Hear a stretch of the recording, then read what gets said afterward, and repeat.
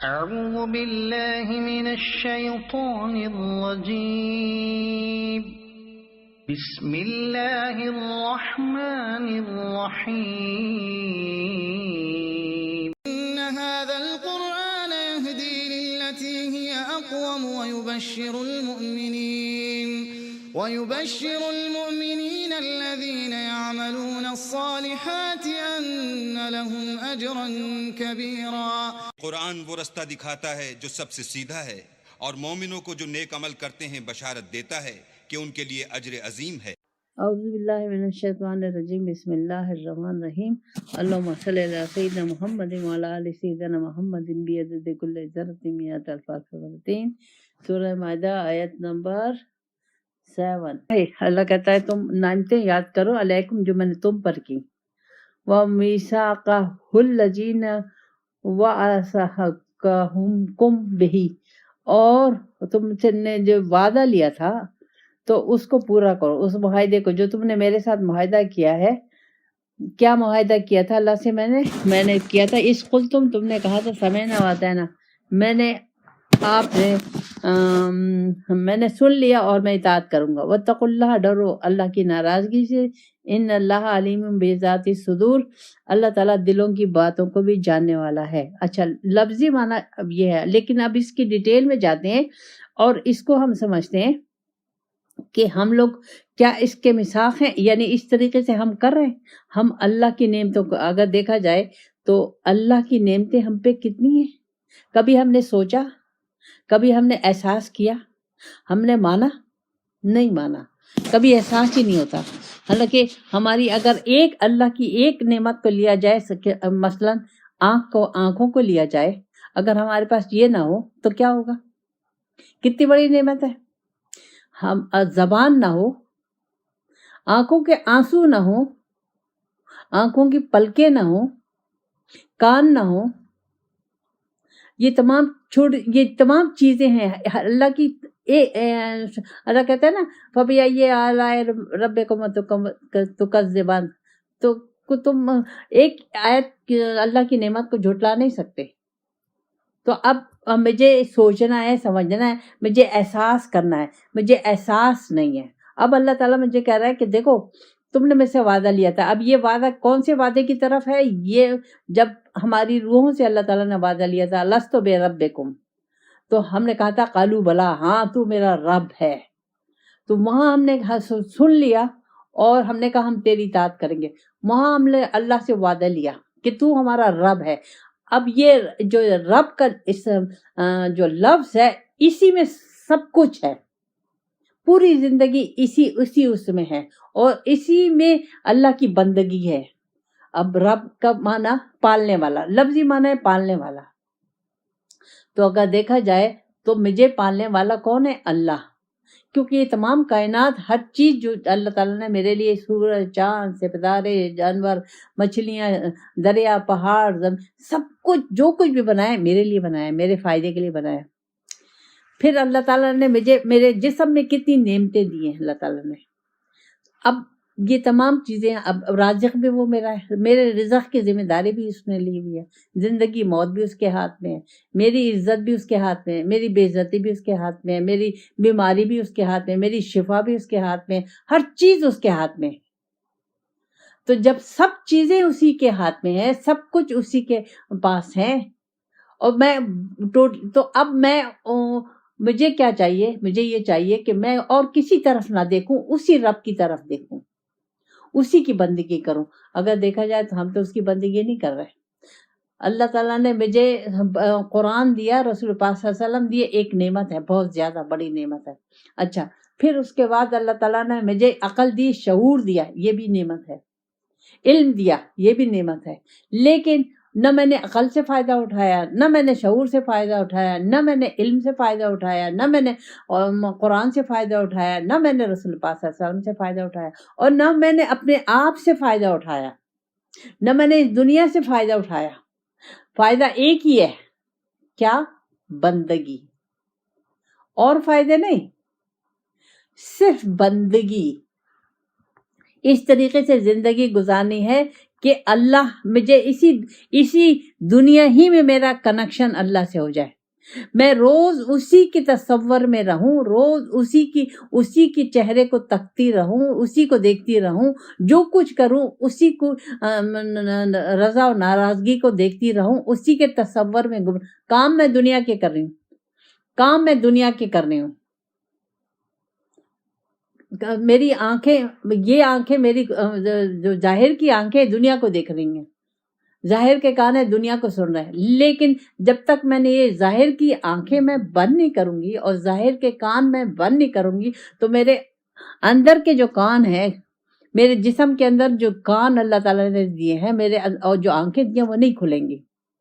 تو یہ وہ کھولنے کے لیے مجھے ضروری ہے کہ یہ میں ظاہر کی آنکھیں بند کرتی ہوں۔ اب ظاہر کی آنکھیں کیسے بند کرے؟ کیا میں اندھی ہو جاؤں؟ نہیں، ظاہر کی آنکھیں بند کرنے کا معنی یہ ہے کہ میں دنیا کی چیزوں کی طرف نہ جاؤں، جو اللہ تعالیٰ نے میرے تقدیر، اب میں یہ یقین کر لوں کہ میرا رب اللہ ہے، وہی اسی کے ہاتھ میں سب کچھ ہے، وہ مجھے جو دے گا وہ میرے لیے کافی ہے، وہ میرے لیے نعمت ہے، چاہے جس شکل میں دے، تھوڑا دے زیادہ دے، جو شکل میں بھی دے گا وہ نعمت ہے، میں اسی کو استعمال کروں گی۔ تھوڑا دیا جب بھی، زیادہ دیا جب بھی، اچھی صحت دیا جب بھی، بیمار صحت دیا جب بھی، ہر جو بھی جس حالت میں مجھے رکھا ہوا ہے اس تمام حالت کو میں استعمال کروں گی، ان تمام چیزوں کو، ان تمام نعمتوں کو میں استعمال کروں گی اللہ کو پانے کے لیے، اس کے ذریعے سے میں اللہ کی رضا کو دیکھوں گی۔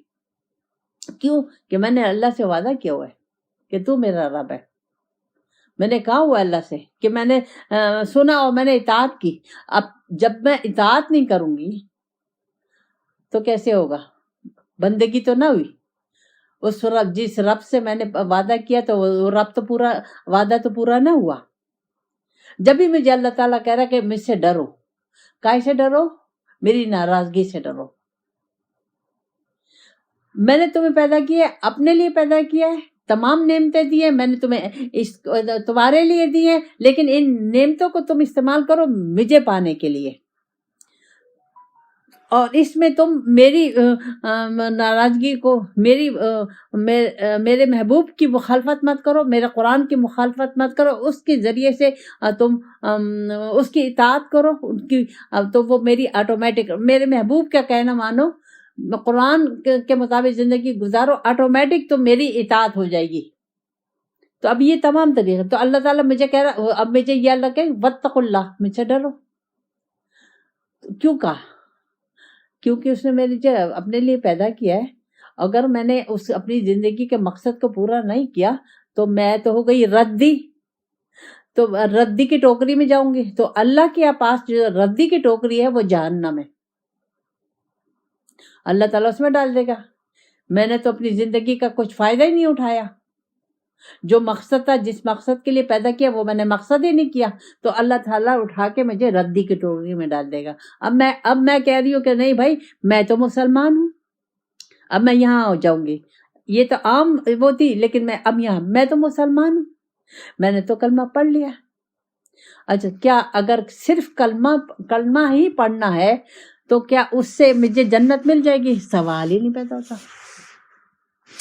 اب یہ ایک آج میں نے حدیث سنی کہ مسلمان جنت میں جائے گا۔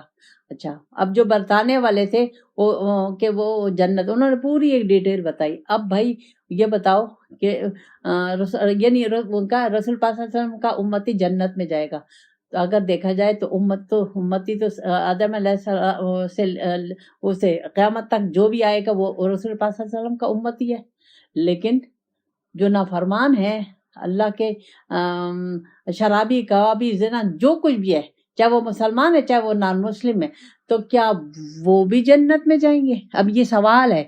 تو اب بتانے والوں کو چاہیے کہ بھائی جب تم اتنی تشریح کر رہے ہو کہ مسلمان رسول پاک صلی اللہ علیہ وسلم کی امتی جنت میں جائیں گے، تو تم بتاؤ تو صحیح کیسے جائیں گے؟ صرف دروشی پڑھنے سے چلے جائیں گے؟ صرف استغفار پڑھنے سے چلے جائیں گے؟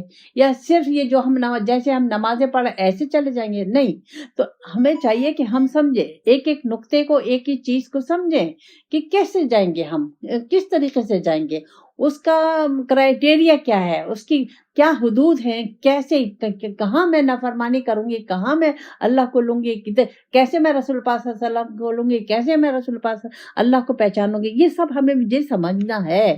اگر میں نہیں سمجھوں گی تو میری مثال ردی ہو گئی۔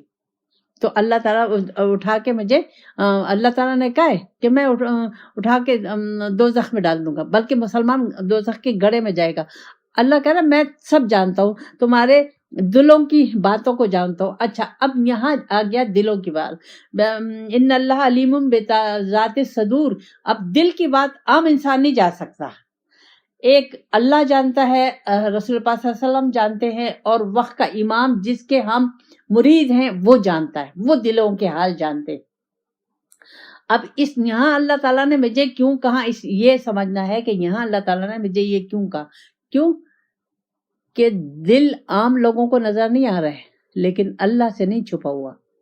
اچھا، اب اس دل کو میں کنیکٹ کروں گی نیت سے۔ اگر میری نیت صحیح نہیں ہے تو ظاہر ہے میں نے نیت تو کر لی کہ اللہ کی رضا، لیکن دل میں میرے کچھ اور ہے۔ زبانی میں نے نیت کر لی کہ اللہ کے لیے، رضا کے لیے کر رہی ہوں، اللہ کی رضا کے، لیکن دل میں میرے کچھ اور ہے۔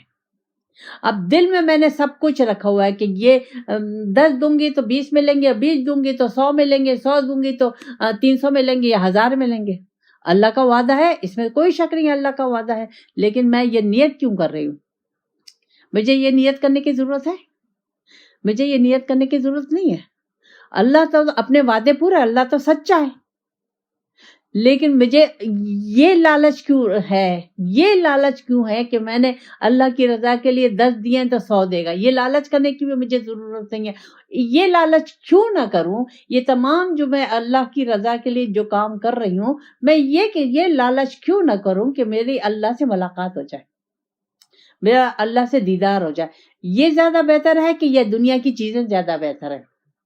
دنیا کی چیزیں تو سب چھوڑ جائیں گے، چاہے جتنی بھی ملیں گے، محل بھی مل جائے گا، وہ بھی چھوڑ جائیں گے۔ اب تو ہمیں اس سے نکلنا، اس دنیا سے ہمیں نکلنا ہے، دل سے بھی، دماغ سے بھی، سوچوں سے بھی ہمیں اپنے آپ کو اس سے نکالنا ہے۔ جب تک ہم نکالیں گے نہیں، بات نہیں بنے گی۔ تو ہمیں چاہیے کہ ہم اپنے آپ کو ان تمام چیزوں سے نکالیں۔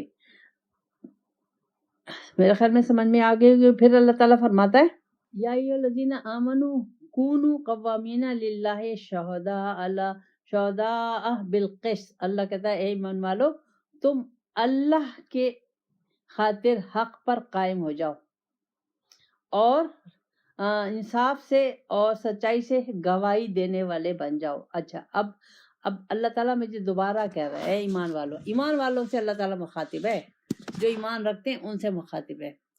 اب یہ ایمان یعنی جو اللہ کی ذات پر یقین رکھتے ہیں، جو اللہ کو صحیح معنوں میں اپنا رب جانتے ہیں، وہ دنیا والوں کو کسی قسم کا، انہوں نے دنیا کا مقصد زندگی نہیں بنایا ہوا، انہوں نے مقصد زندگی اللہ کو بنایا ہوا اور اللہ ہی کو اپنا رب جانتے ہیں۔ تو اللہ تعالیٰ ان سے مخاطب ہے۔ اللہ کہہ رہے تم حق بولو، یعنی اب حق تو اب جب ہم حق بولیں گے تو اللہ کے آگے ہم پھر کسی کو نہیں لائیں گے، نہ اپنے نفس کو لائیں گے، نہ اپنے ماں باپ کو لائیں گے، نہ اپنے رشتہ داروں کو لائیں گے، نہ اپنے بچوں کو لائیں گے۔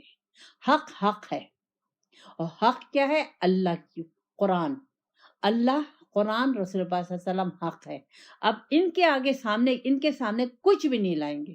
اچھا، جب اس طریقے سے ہوں گے اور انصاف کریں گے، اس میں کوئی، اب اس وقت تو ہم مسلمانوں کی کیا حالت ہے، کسی کو بھی ہم بے انصافی ہم کسی کے ساتھ نہیں کریں گے، اور ہمیشہ سچی گواہی دیں گے۔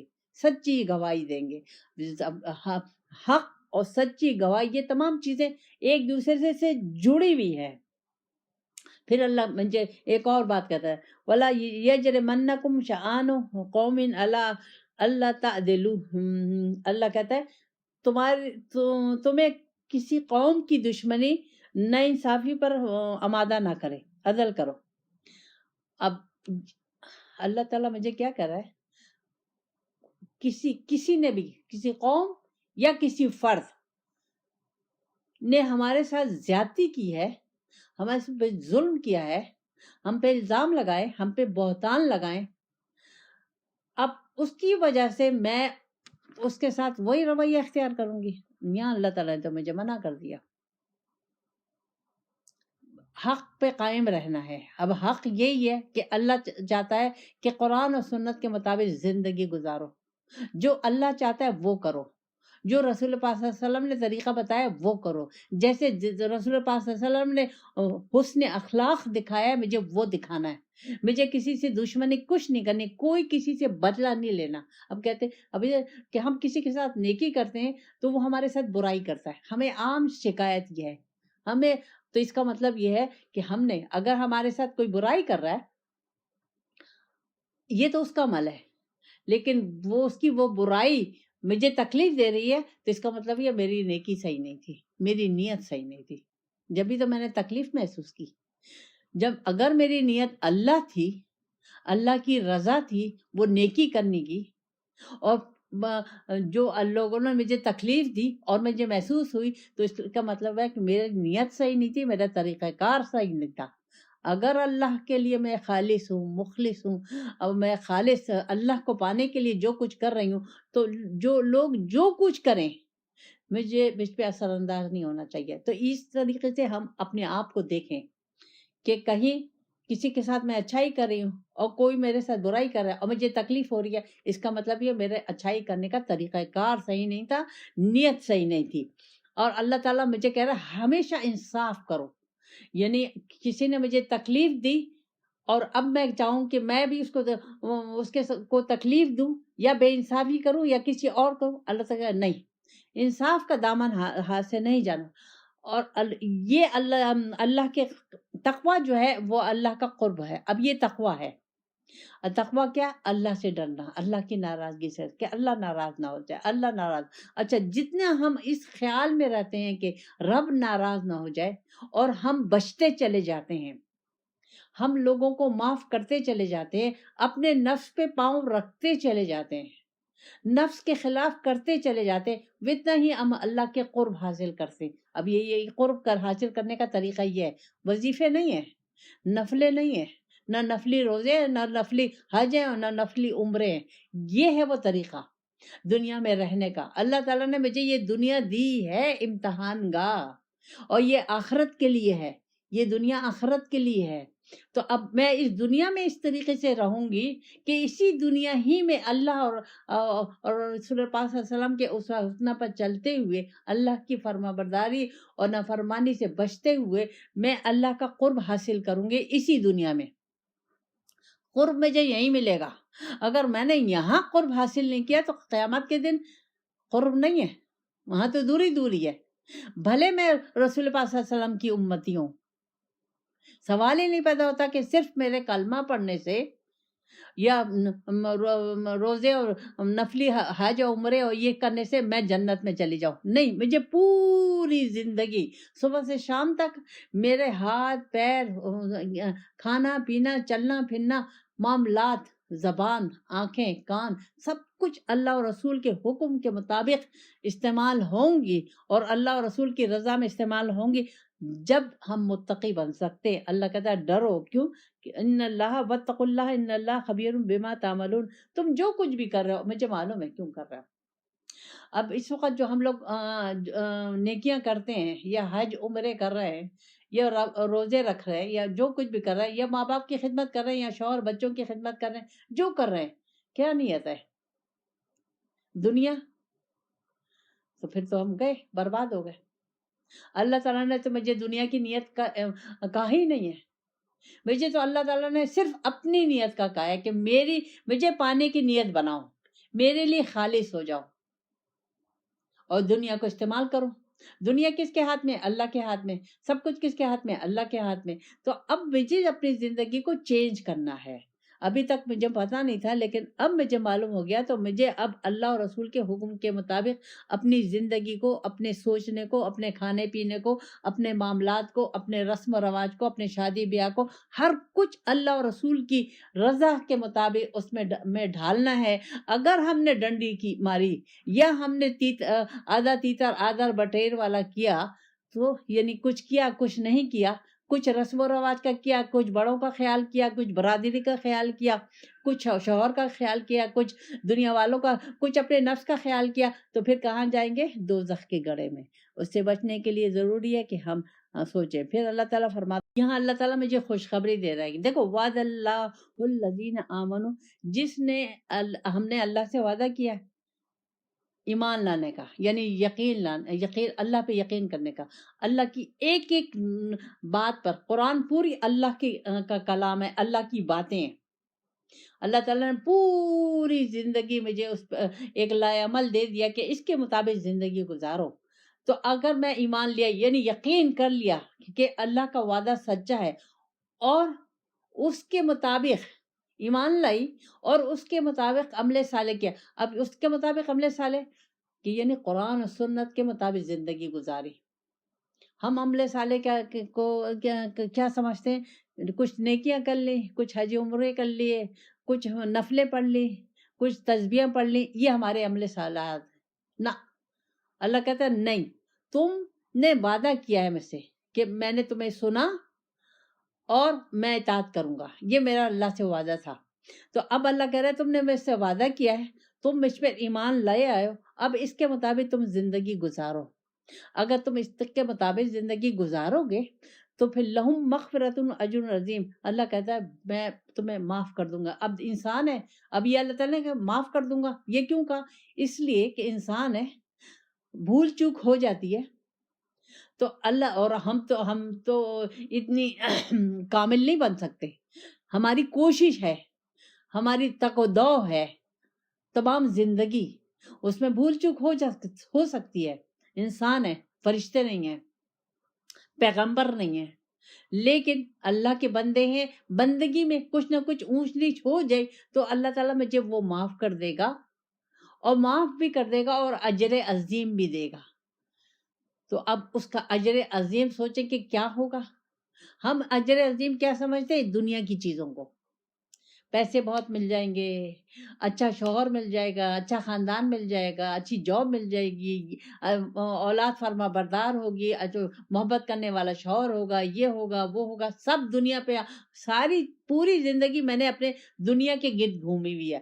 حالانکہ مجھے اللہ تعالیٰ نے نہیں کہا کہ تم دنیا کے گرد زندگی گھماؤ اپنی، نہیں، اللہ کہے تم میرے گرد زندگی کو اپنے گھماؤ، میرا طواف کرو۔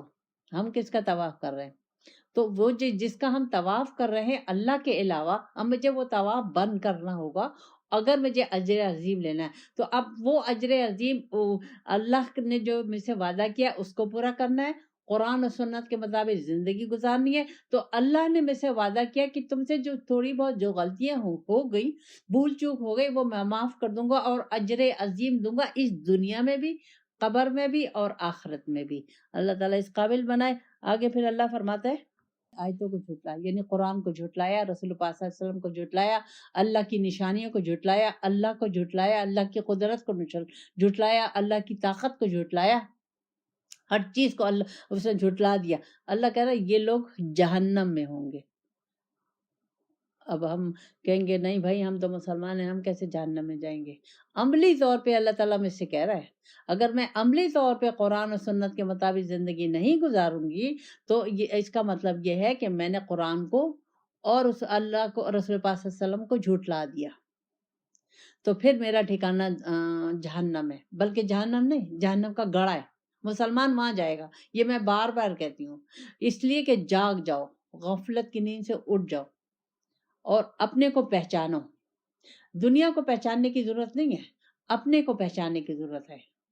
دنیا کی چیزوں کو پہچاننے کی ضرورت نہیں ہے، لوگوں کو پہچاننے کی ضرورت نہیں ہے، مجھے اپنے آپ کو پہچاننے کی ضرورت ہے۔ جب تک میں اپنے آپ کو نہیں پہچانوں گی، میں نہیں سمجھ، اللہ کو نہیں پہچان سکتی، میں قرآن کو نہیں جان سکتی، میں رسول پاک صلی اللہ علیہ وسلم کو نہیں پہچان سکتی۔ سب سے پہلے مجھے اپنے پہ غور کرنا ہے، اپنے کو ٹائم دینا ہے، اپنے لیے دن میں 1 گھنٹہ یا رات کو 1 گھنٹہ ضرور غور فکر تدبر اور سوچیں، سارا دن جو کیا ہے اس پہ سوچیں کہ کیا سارا دن میں نے اللہ کی رضا کے مطابق گزارا کہ اللہ کی نافرمانی میں زندگی گزارا۔ سارا دن کیا میں اللہ کی فرما برداری کرتی رہی یا شیطان کی فرما برداری؟ دو یہ ہیں، یا اللہ ہے یا شیطان ہے۔ شیطان کا تعلق نفس سے ہے، تو یا تو ہم اپنے نفس کے مطابق چلیں گے یا اللہ کی مرضی کے مطابق چلیں گے، تیسری کوئی راستہ نہیں ہے۔ تو ہمیں غور و فکر، اللہ تعالیٰ نے مجھے یہ عقل دی ہے، یہ سوچ دی ہے، مجھے اللہ تعالیٰ نے علم دیا، قرآن دیا، رسول پاک صلی اللہ علیہ وسلم دیے، اللہ تعالیٰ نے مجھے تمام نعمتیں دی ہیں، مجھے اس کو لینے کے لیے پہلے مجھے اپنے کو اس قابل بنانا ہے کہ میں اپنے کو پہچانوں میں کون ہوں۔ میں لڑکی نہیں ہوں، میں صرف لڑکی نہیں ہوں، میں صرف عورت نہیں ہوں، میں صرف ماں نہیں ہوں، میں صرف بیوی نہیں ہوں، میں صرف بہن نہیں ہوں، میں کچھ اور ہوں۔ تو مجھے اس کچھ اور کو جاننا ہے کہ میں ہوں کون۔ اللہ تعالیٰ ہمیں سمجھ کی توفیق دے، اور اللہ تعالیٰ ہم کو قرآن و سنت کے مطابق زندگی گزارنے کی توفیق دے۔ ربنا آتنا فی الدنیا یا ایھا الذین آمنوا اذکروا، اللہ تعالیٰ مومنوں سے فرماتا ہے کہ اے مومنوں یاد کرو نعمت اللہ علیکم، اللہ تعالیٰ نے تم پر نعمت کی، اذ ہم قوم ان یبسطوا الیکم ایدیہم فکف ایدیہم عنکم واتقوا اللہ وعلی اللہ فلیتوکل المؤمنون۔ ان یاد کرو اس نعمت کو جو اللہ تعالیٰ نے تم پہ کی، جب ایک قوم تم پر حملہ ور ہونے چاہتی تھی، تم سے لڑنا چاہتی تھی، لیکن اللہ تعالیٰ نے ان کو روک دیا اور وہ تم سے نہیں لڑے۔ واتقوا اللہ، اللہ سے ڈرو، اور اللہ ہی توکل لوگوں کو، مومنوں کو اللہ ہی پر بھروسہ کرنا چاہیے۔ اچھا، یہاں اللہ تعالیٰ مجھے نعمت کا کہہ رہا ہے۔ اب یہ اس کا جو پس منظر ہے یہ ہے صلح حدیبیہ کا، کہ جب حضور گئے تھے ہم عمرے کی نیت سے 1400 صحابہ کو لے کے، تو انہوں نے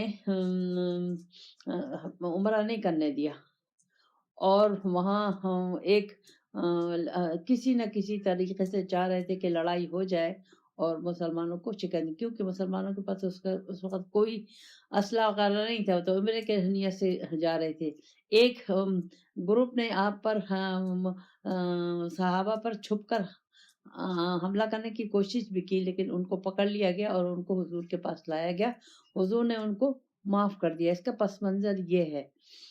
تو یہاں اللہ تعالیٰ ہمیں، اب مجھے اس کو اپنے لیے سمجھنا ہے، یہاں اللہ تعالیٰ کہہ رہا ہے کہ دیکھو ہم تمام نعمتیں میری طرف سے ہے تم پر، اگر تم قرآن اور سنت کے مطابق زندگی گزارو گے، اللہ اور رسول کے حکم کے مطابق زندگی گزارو گے، تو تم پر کوئی حاوی نہیں ہو سکتا۔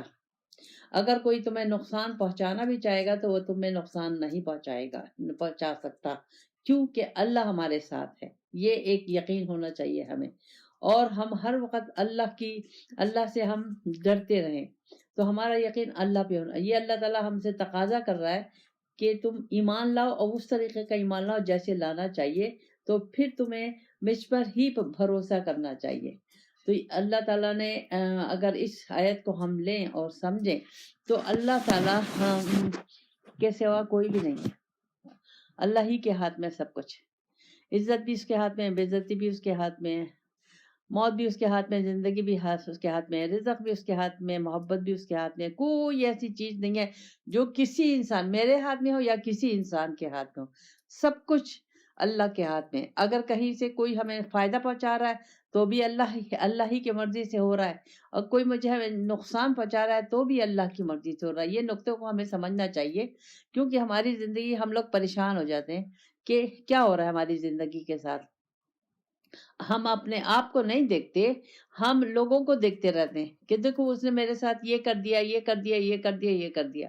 حالانکہ ہمیشہ کوشش یہ کرنی چاہیے مومن کو، یہ مومنوں کے لیے، مومن کو، کہ وہ اپنی طرف دیکھے، اپنے عمل کو دیکھے، اپنی نیت کو دیکھے، اپنے طریقہ کار کو دیکھے کہ وہ کس نیت سے زندگی گزار رہا ہے، اگر وہ ایمان لایا ہے تو وہ کس بیس پہ ایمان لایا ہے، اور اللہ تعالیٰ کی جو نعمتیں ہیں اس کو کس طریقے سے استعمال کر رہا ہے. یہ تمام چیزیں ہمیں دیکھنی چاہیے. اگر ہم غلطی کریں گے، ہم کوتاہی کریں گے، اللہ اور رسول کی نافرمانی کریں گے، ظاہر ہے ہمیں تو تکلیفیں آئیں گی، ہمیں تو مصیبتیں آئیں گی، ہمیں تو اللہ تعالیٰ جھنجھوڑے گا. اب اس وقت اللہ تعالیٰ نے کس زبردست طریقے سے اللہ تعالیٰ نے ترکی والوں کو جھنجھوڑا، تو اسی طرح ہمیں بھی جھنجھوڑے گا کسی نہ جس شکل میں بھی اللہ چاہے.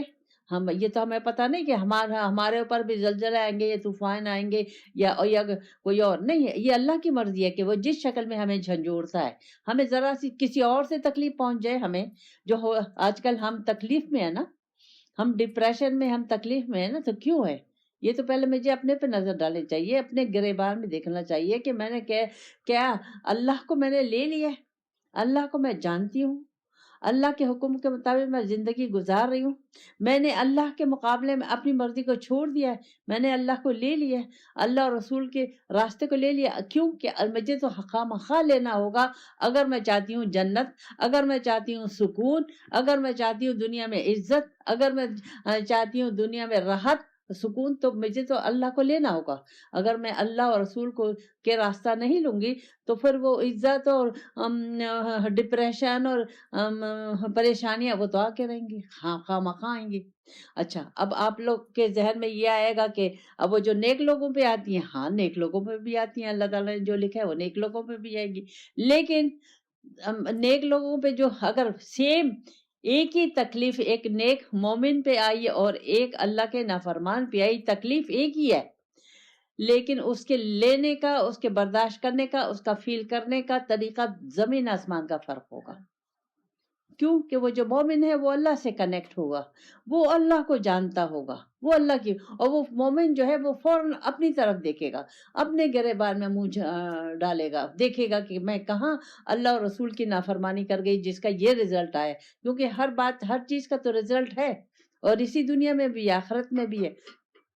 تو میں جب تک اپنے گریبان میں منہ نہیں ڈالوں گی تو مشکل ہے، میں دوسروں پہ ہی تھوپتی رہوں گی کہ اس نے میرے ساتھ یہ کیا، اس نے میرے ساتھ یہ کیا، اس نے میرے ساتھ یہ کیا. خود تو دیکھیں. تو مجھے اللہ تعالیٰ نے پیدا کیا ہے اپنے لیے. میں اگر اللہ سے کنیکٹ نہیں ہوں گی، اللہ کو نہیں پہچانوں گی، تو میں مومن کی فہرست میں نہیں آ سکتی. میں ایک عام مسلمان کی فہرست میں آؤں گی. عام مسلمان کی فہرست میں آؤں گی تو اس کا مطلب یہ ہے کہ میں اللہ اور رسول کی مرضی کے خلاف چل رہی ہوں. اب جب میں اللہ اور رسول کی مرضی کے خلاف چل رہی ہوں تو میں کون ہوں؟ میں کافر ہوں، میں مشرک ہوں، میں اللہ کی نافرمان ہوں. تو اللہ تعالیٰ یہاں مخاطب کر رہا ہے مومن سے. تو پہلے تو ہمیں وہ مومن کی صفت سمجھنی چاہیے اور یہ مومن کی کوالٹیاں پیدا کرنا چاہیے اپنے میں. تو پھر کہیں جا کے ہم اللہ کی نعمتوں کی شکر ادا کر سکتے ہیں. تکلیف بھی آئے گی وہ بھی نعمت ہے، مصیبت آئے گی وہ بھی نعمت ہے. کیوں کہ رب کی طرف سے آئی ہے، محبوب کی طرف سے آئی ہے، جو کچھ ہے اس کی طرف سے ہے ہر چیز میں. تو جب میں مومن بنوں گی تو مجھے یہ نقطے سمجھ میں آئیں گے. ابھی تو میں ایک عام مسلمان ہوں، بلکہ ایک گمراہ مسلمان ہوں، ایک نافرمان مسلمان ہوں، ایک کفر کی حالت میں مسلمان ہوں. نام میرا مسلمان رکھ دیا گیا، باقی کا کام تو میرے اللہ اور رسول کی مرضی کے خلاف ہے. میں اللہ اور رسول کی مرضی کے خلاف زندگی گزار رہی ہوں. ہر ایک کو اپنی زندگی کا جائزہ لینا چاہیے. کیوں کہ یہ دنیا ہے کمانے کی جگہ اور آخرت ہے نتیجے کی جگہ. تو اگر اس دنیا میں جس طریقے سے بھی میری زندگی گزرے گی اس کا نتیجہ مجھے قبر میں ملے گا اور آخرت میں ملے گا. تو یہاں اللہ تعالیٰ کہہ رہا ہے کہ ایمان لاؤ، یقین لاؤ اللہ کی ذات پہ. اور جس نے جو ایمان لیا ہے، جو اللہ پہ یقین لیا ہے، اللہ کو پہچان لیا. اچھا، اللہ کو کیسے پہچانیں گے؟ سب سے پہلے ہم اپنے آپ کو پہچانیں گے کہ میں کون ہوں، مجھے اللہ تعالیٰ نے کیوں پیدا کیا ہے، مقصد کیا ہے. میری پیدائش کا مقصد دنیا نہیں ہے، میری پیدائش کا مقصد دنیا کی نعمتیں نہیں ہے، میری پیدائش کا مقصد صرف اللہ ہے. تو جب تک میں اس طریقے سے نہیں سوچوں گی، اپنے کو میں بدلوں گی نہیں، اپنے ذہن کو، اپنے سوچوں کو، اپنے طریقہ کار کو غور و فکر نہیں کروں گی تو میں مومن نہیں بن سکتی. میں ایک عام مسلمان ہوں گی. اور ایک عام مسلمان جو اللہ کا نافرمان ہے، رسول پاک صلی اللہ علیہ وسلم کا نافرمان ہے، قرآن و سنت کے خلاف زندگی گزار رہا ہے، وہ دوزخ کے گڑھے میں جائے گا. تو اس دوزخ کے گڑھے سے ہمیں اپنے کو بچانا ہے. دنیا کی کتنی بھی سختیاں آ جائیں، کتنی بھی تکلیفیں آ جائیں، کتنی بھی ذلت آ جائے، قیامت کے دن سے بہت کم ہے. قیامت کے دن سے بہت کم ہے.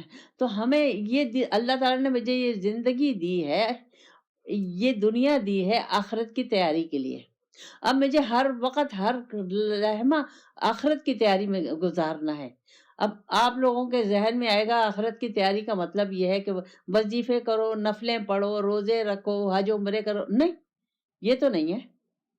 اللہ تعالیٰ نے مجھے یہ تو نہیں کہا. مجھے اللہ تعالیٰ نے 5 وقت کی نماز دی ہے فرض، اور اللہ تعالیٰ نے 1 مہینے کے روزے دیے، 1 حج دیا اگر طاقت ہے. نہیں تو نہیں. اللہ تعالیٰ نے کہا تم صبح سے شام تک جو زندگی گزار رہے ہو، جو معاملات کر رہے ہو، جو کھا رہے ہو، پی رہے ہو، اٹھ رہے ہو، بیٹھ رہے ہو، تعلقات، رسم و رواج، جو کچھ ہے اس کو میری مرضی کے تابع لے آؤ، قرآن اور سنت کے تابع لے آؤ. تو پھر ہم میں یہ صلاحیت پیدا ہوگی کہ ہم اللہ کی نعمتوں کا شکر گزار ہو سکے. تو پھر ہم پہ کوئی دست راضی نہیں کر سکے گا، تو پھر ہمیں کوئی نیچا نہیں دکھا سکے گا، تو پھر کوئی ہمیں ذلیل نہیں کر سکے گا، کوئی پہ ہمیں شکست نہیں دے سکے گا.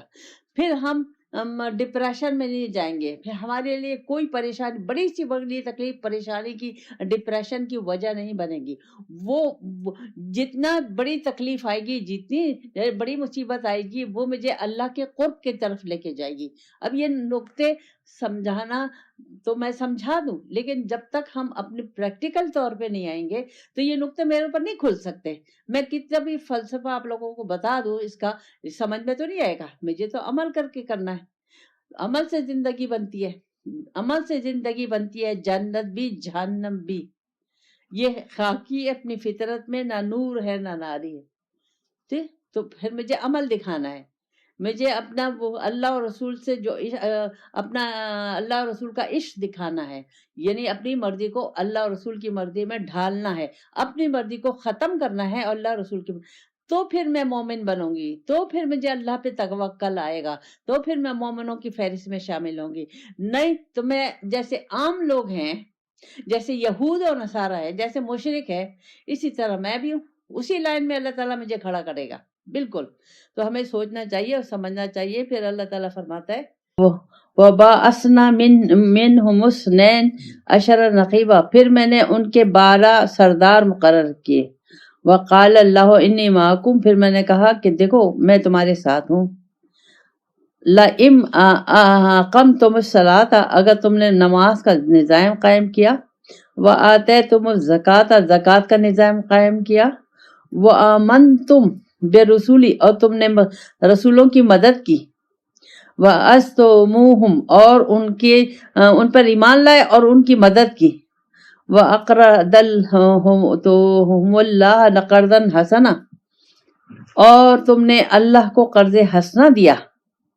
لَأُكَفِّرَنَّ عَنْكُمْ سَيِّئَاتِكُمْ وَأُدْخِلَنَّكُمْ جَنَّاتٍ تَجْرِي مِنْ تَحْتِهَا الْأَنْهَارُ، اگر تم نے اللہ کو قرض دیا تو اللہ کہہ رہا ہے میں تمہاری تمام گناہ معاف کر دوں گا، تمہاری بدحالی دور کر دوں گا، اور تمہیں جنت میں داخل کر دوں گا جس کے نیچے نہریں بہتی ہیں. پھر فمن کفر بعد ذالک، اس کے ایمان لانے کے بعد اگر تم کافر ہو گئے، منکم فقد ضل سواء السبیل، تو تم نے اپنی سیدھے راستے سے بہت دور گمراہی میں چلے گئے. اب یہ دیکھیں، یہ ہمیں سمجھنا چاہیے، یہ اللہ تعالیٰ مجھے فرما رہا ہے. یہ بنی اسرائیل، جس طریقے سے بنی اسرائیل کی قوم کو اللہ تعالیٰ نے فضیلت دی تھی، مرتبہ دیا تھا، تمام پیغمبر ان میں بھیجے، اسی طرح اللہ تعالیٰ نے ان کو ہم پیغمبر بھی دیے، اپنے احکامات بھی دیے، لیکن انہوں نے نہیں مانا. تو اللہ تعالیٰ نے ان کو اپنی رحمت سے دور کر دیا. ایک کو یہودیوں کو مغضوبون علیہ اور ایک کو ضالین کر دیا. اب اللہ تعالیٰ کہہ رہا ہے کہ اب تم ہو، یعنی محمد رسول پاک صلی اللہ علیہ وسلم کی امت ہے. تو اب اللہ تعالیٰ نے مجھ سے بھی وعدہ لیا ہوا ہے. اچھا، یہ وعدہ کیا؟ ایک تو پہلا جو وعدہ ہے جب ہم ہماری روحوں سے لیا تھا، الستو بربکم، ہم نے کہا تھا، اللہ نے پوچھا کہ میں تمہارا رب، تو ہم نے کہا قالوا بلا، آپ ہمارے رب ہیں. ایک وہ وعدہ ہے. ایک کلمہ جو میں نے پڑھ لیا، یہ بھی وعدہ ہے. اب اس کے مطابق مجھے عمل کرنا ہوگا. اچھا، اب جب اس کے مطابق مجھے عمل کرنا ہوگا تو کیسے کرنا ہوگا، کس طریقے سے کرنا ہوگا؟ کلمے کا معنی کیا ہے، اس کی گہرائی کیا ہے، اس کو سمجھنا کیسے، اس پہ عمل کیسے کرنا، اس تمام سمجھانے کے لیے اللہ تعالیٰ نے پیغمبروں کو بھیجا. اور قیامت تک اللہ تعالیٰ اس کو سمجھانے کے لیے وقت کے اماموں کو بھیجتا رہے گا. اللہ کہہ رہا ہے میں بھیجتا رہوں گا. 12 سردار، سردار مطلب امام. رسول بھی ہے، اس میں رسول کا لفظی معنی پہنچانے والا، اللہ کا میسج پہنچانے والا. نبی نہیں ہو سکتا، رسول ہو سکتا ہے. اچھا، قیامت تک یہ امام آتے رہیں گے. اب ہمیں ان کا کہنا، جب ہم ان کو اپنی زندگی میں لے آئیں گے، یعنی ان سے ہم اپنا کنیکشن جوڑ لیں گے. اسی لیے جوڑیں گے کہ ہم کلمے کے معنی کو سمجھیں، اپنے کو پہچانیں، اللہ کو پہچانیں، رسول اللہ صلی اللہ علیہ وسلم کو پہچانیں، قرآن کے نقطوں کو سمجھے، سنت کے نقطوں کو سمجھے، اور اس کے مطابق اس قابل ہوں کہ اس پہ عمل کر سکیں. اپنی مرضی کو چھوڑ کر اللہ اور رسول کو ہم لے سکیں. یہ اس لیے ہر ایک کے لیے ضروری ہے، اس وقت ہمارے لیے ضروری ہے. اگر ہم نے پھر اور طریقہ کار کیا ہے، یہ اب وہ وقت کا امام ہے، وہ ہمیں بتائے گا. وقال اللہ انی معکم، اللہ کہتا ہے جو اس طریقے سے زندگی گزارے گا، یعنی اپنے وقت کے امام کے ساتھ جڑ جائے گا، تو میں تمہارے ساتھ ہوں. اچھا، اب آپ لوگوں کے ذہن میں یہ سوال آئے گا، سب تو نہیں جڑے ہوئے. تو یہ ہم اس لحاظ سے جڑنا نہیں ہے. دنیا کے لحاظ سے اگر ہم دیکھیں گے تو یہ دنیا تو کی جتنی نعمتیں ہیں، جو کچھ ہے، یہ اللہ تعالیٰ نے تقدیر میں لکھی ہوئی ہے. کافر، مشرک، یہود، نصارہ، سب کی قسمت میں جو جو اللہ تعالیٰ نے قیامت تک لکھا ہے وہ ان کو ملے گا. یہ ہے ایمان کی دولت، یہ ہے اللہ کو پہچاننے کی دولت، یہ ہے رسول پاک صلی اللہ علیہ وسلم کو جاننے کی دولت، یہ ہے قرآن و سنت کے مطابق زندگی گزارنے کی دولت. تو یہ اماموں کے ذریعے سے ہوگا. یہاں اللہ تعالیٰ نے، یہ آپ لوگ یاد رکھیے گا، یہاں اللہ تعالیٰ نے ہمیں بتا دیا. وہ اب ہمیں طریقہ بتائیں گے. کیا؟ اقیم الصلاۃ، نماز کا نظام قائم کرنا. اب جب تک، اب اس وقت ادوا الصلاۃ، سب نماز پڑھ رہے ہیں، ساری مسلمان قوم نماز نہیں پڑھ رہی، سب پڑھ رہے ہیں. کوئی مومن ہے، کوئی مسلمان مومن امت ہے یا قوم ہے؟ یا کوئی نہیں ہے. نماز تو سب پڑھے ہیں، مسجدیں بھری ہیں، جمعے میں مسجد بھری ہوتی ہے، رمضان میں مسجد بھری ہوتی ہے. کدھر ہے نماز کا نظام یہ ہے کہ ایک جماعت کی نماز کی اہمیت، پھر پاکی، دل کی پاکی، اخلاق کی پاکی، جگہ کی پاکی، لباس کی پاکی، ڈسپلن، وقت کی پابندی، لوگوں سے ہمدردی، صفائی، لوگوں سے اچھی طرح ملنا جلنا، خیال، یہ کافی چیزیں اس میں آتی ہیں. پورا ایک نظام ہے یہ. اس کے تحت یہ ایک جماعت بنتی ہے. جس جماعت میں نماز کا نظام صحیح نہیں ہوگا، وہ جماعت کامیاب نہیں ہو سکتی. نماز ہمیں ایک چیز نہیں سکھاتی، بہت چیزیں سکھاتی ہے. ہمیں نرم دلی پیدا کرتی ہے، ہمارے دل کشادہ کرتی ہے، لوگوں کی محبت آتی ہے، لوگوں کی خدمت آتی ہے. پھر اللہ کہتے ہیں زکوٰۃ کا نظام. اب زکوٰۃ کا نظام آدم علیہ السلام سے چلا آ رہا ہے. یہ زکوٰۃ ہمیں دینی ہے. اچھا، اس میں ایک تو مالی زکوٰۃ ہے، اس کے ایک تو وہ والی جو نصاب والی زکوٰۃ ہے، یہ اس کے علاوہ بھی زکوٰۃ ہے. یعنی ہر وقت آپ اللہ کی راہ میں خرچ کرتے رہو. اچھا، اب سوال یہ پیدا ہوتا ہے کہ جب ہم اللہ کی راہ میں خرچ کرتے رہیں گے تو ہم تو پریشان ہو جائیں گے، ہمارے پاس کیا بچے گا؟ ضرور ذہن میں یہ سوال آئے گا کہ وہ زکوٰۃ تو ہم نے دے دی، لیکن اس کے علاوہ اگر ہم دیں گے تو ہمارے پاس کیا رہے گا؟ اور یہ ہوتا ہے نیت پہ، یہ ہوتا ہے جذبے پہ، یہ ہوتا ہے اللہ اور رسول سے کی محبت میں. ہم ہر وقت جب دیتے رہتے ہیں تو اللہ تعالیٰ نے مجھ سے کہا ہے، ہمیں یہ یقین ہونا چاہیے کہ اللہ نے مجھے جو کہا ہے وہ سچ ہے. اللہ مجھے کہتا ہے کہ میری راہ میں اگر تم 1 روپیہ خرچ کرو گے میں تمہیں 100 دوں گا، 1 دو گے میں 100 دوں گا، 100 دو گے 200 دوں گا، 200 دو گے 700 دوں گا. یہ اللہ کا وعدہ ہے، قرآن میں وعدہ ہے. تو اللہ تعالیٰ مجھ سے ہر وقت یہ چاہتا ہے کہ میں اس کی راہ میں. اب اللہ کو کیا ضرورت ہے؟ اب دوسرا سوال ہے اللہ کو کیا ضرورت ہے؟ اللہ تعالیٰ یہ کو ضرورت نہیں ہے، لیکن اللہ تعالیٰ مجھے یہ حکم مجھے دے رہا ہے کہ تم میری راہ میں خرچ کرو. اب کس پہ خرچ کرو؟ جہاں اللہ چاہتا ہے.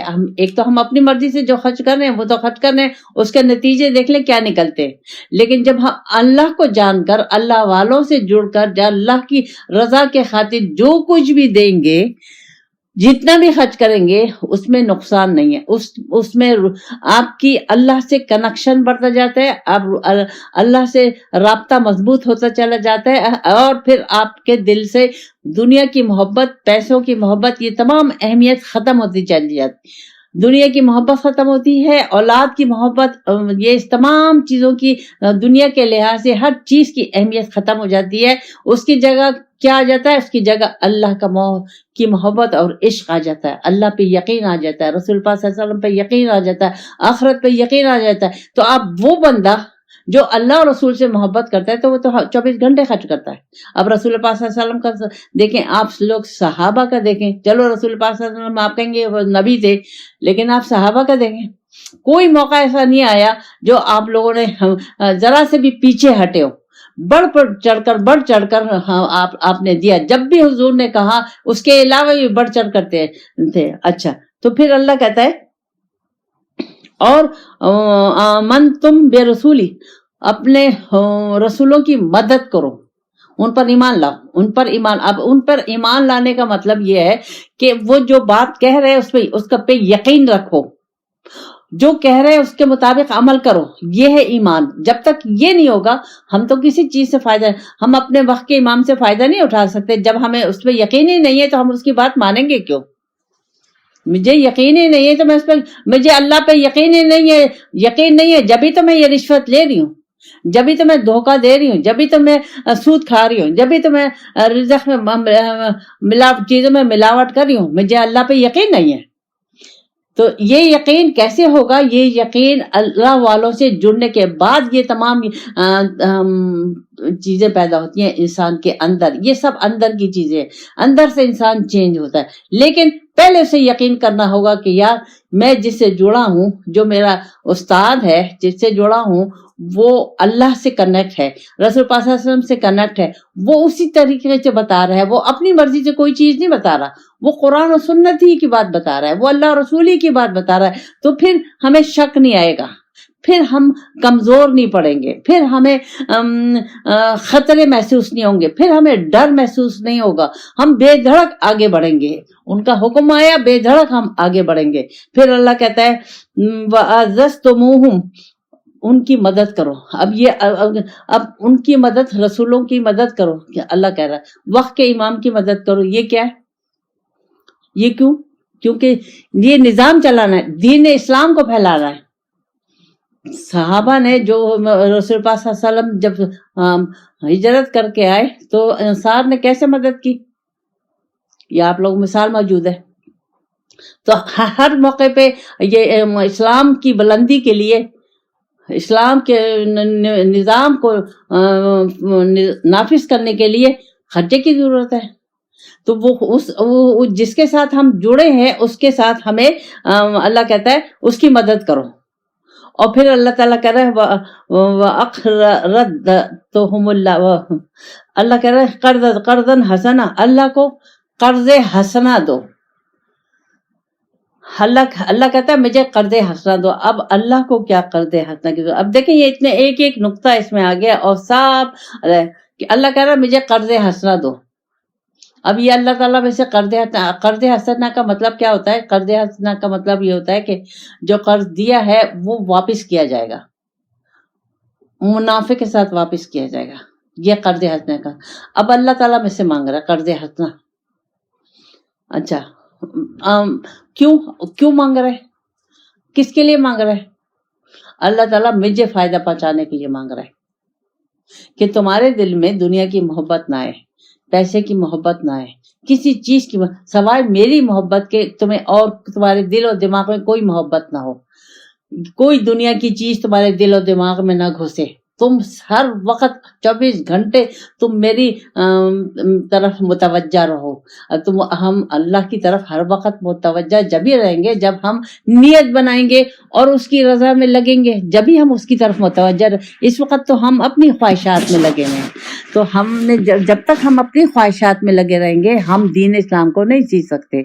हमें अपने आप को वक्फ करना होगा, हर एक को दीन इस्लाम को फैलाने की ड्यूटी है। तो वो अपने हैसियत अपने उसके मुताबिक वो दीन इस्लाम को फैलाएगा। ये तो नहीं कि अब सिर्फ नमाज रोजा घर में करके बैठ गया और बुराई देख रहा है, लोगों की हम जातियां देख रहा है और वो आगे नहीं बढ़ा, इस्लाम की बातें नहीं, अल्लाह और रसूल की बात लोगों तक नहीं पहुंचा रहा। तो इसमें हम जरूरत है। फिर अल्लाह कहता है अगर तुम इस तरह करोगे जैसे मैंने हुक्म दिया है, कैसे अकीमुस सलात आतुज़ ज़कात, इमाम की मदद, ईमान पे ईमान लाना और उनकी मदद करना और कर्ज़ हसना देना, तो अल्लाह कह रहा है इसके बदले में मैं क्या करूंगा, ला उकफ्फिरन्ना अन्कुम सय्यआतिकुम, मैं तुम्हारे गुनाहों को, तुम्हारी गलतियों को, तुम्हारी लर्जिशों को खत्म कर दूंगा, तुम पर से बदहाली हटा दूंगा। अब बदहाली माली भी होती है, जिस्मानी भी होती है, ज़हनी भी होती है, रूहानी भी होती है। ये सारी बदहालियां दूर हो जाएंगी और फिर तुम्हें अल्लाह पे यकीन आ जाएगा, तुम्हें अपने वक्त के इमाम पर यकीन आ जाएगा, तुम्हें वो नूर मिल जाएगा जिसके जरिए से जिसकी रोशनी में तुम्हें हर चीज की हकीकत मालूम होगी। ये खर्च जो कर रहे हो उसकी हकीकत भी मालूम होगी, ये जो खिदमत कर रहे हो इसकी हकीकत भी मालूम होगी, जो नमाजें पढ़ रहा है उसकी हकीकत भी मालूम होगी, ज़कात दे रहे हो, जो वक्त के इमाम की मदद कर रहे हो उसकी हकीकत भी सब मालूम हो जाएंगी। लेकिन खुलूस पैदा करना है, खुलूस और नेक नियति, एक अल्लाह की रजा, अल्लाह को पाने के लिए। तो अल्लाह कह रहा है मैं तुम्हें जन्नत में दाखिल करूंगा जिसके नीचे नहरें बह रही हैं। अब यहाँ जन्नत है, जन्नत का लफ्जी माना है बाग। अब नहरें का मतलब ये अल्लाह ताला क्यों कि जहाँ नहर बहती है वो इलाका सरसब्ज होता है। तो ये अल्लाह की जन्नत है, हम उसका तसव्वुर भी नहीं कर सकते ना कभी आ सकता है, लेकिन अल्लाह ने कहा 100% 100% सही है। फिर अल्लाह कहता है इसके बावजूद, ये सब कुछ जानने के बावजूद, ईमान लाने के बावजूद, मुसलमान होने के बावजूद तुमने कुफ्र किया। अब कुफ्र का मतलब है कि तुमने मेरे कहना नहीं माना, मेरी आयतों को झुठलाया, तुमने उसके मुताबिक अपनी जिंदगी नहीं बनाई, तुमने सुबह से शाम तक उसके मुताबिक जिंदगी नहीं गुजार रहे, तुम अपनी मर्जी से गुजार रहे हो, तो ये कुफ्र है। तो अल्लाह कहता है बादा जालिका मिनकुम फक़द दल्ला सवा सवी। तो फिर ये होगा कि तुम इतनी दूर गुमराही में चले जाओगे कि वापसी का सवाल ही नहीं पैदा होता।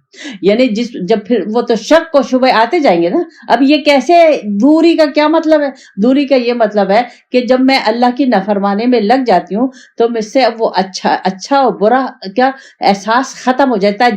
इस वक्त जैसा मुसलमान हम मुसलमानों में है, जिस तरीके से इस वक्त हमारी कौम में है, जिस तरीके से हमारे लीडरों में है, तो अब एहसास खत्म हो गया। हर गलत, हर जो काम कर रहे हैं उनको सही नजर आ रहा है, वो सही समझ रहे हैं उसको। तो ये है वो दूरी अल्लाह से। और अब वो जो आदमी कहे कि मैं सही हूं तो वो क्या अपने को ठीक करेगा? जो आदमी कहे कि मैं सेहतमंद हूं वो अपना क्या इलाज करेगा? नहीं करेगा। तो ये वो दूरी है कि आपकी समझ पे पत्थर पड़ जाएंगे, अल्लाह ताला मोहर लगा देगा, आपकी समझ खत्म हो जाएगी, आप अपने ही को ठीक समझेंगे, अपने को सही समझ, अपने अमल को सही समझेंगे। तो फिर जो अपने को सही समझ रहा है वो क्या इसलिए अपनी इस्लाह कर सकता है? वो किसको मानेगा?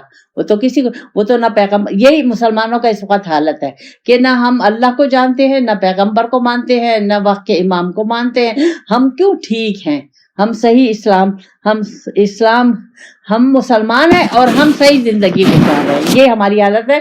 इसी उसमें हमें अपनी हालत को देखना चाहिए, हम यही कर रहे हैं कि नहीं कर रहे।